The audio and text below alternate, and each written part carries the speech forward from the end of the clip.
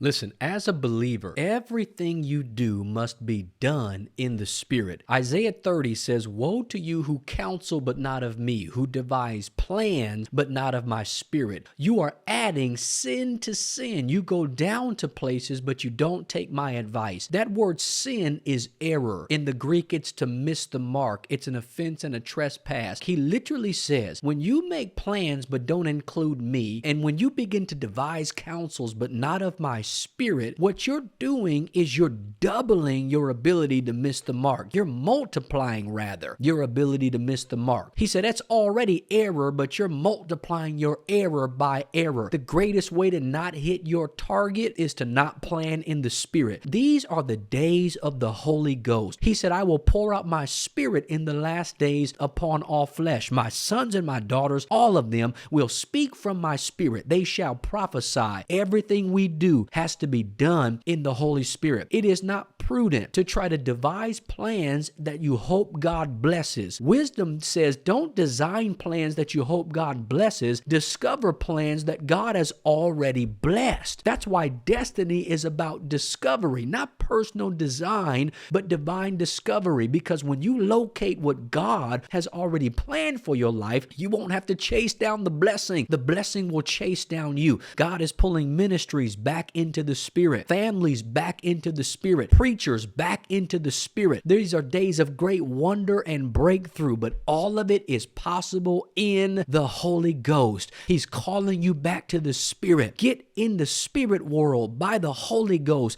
and grow in your intimacy with the Holy Spirit. These are days where God is going to ignite revival, transformation, breakthrough to those and through those who are in the Spirit.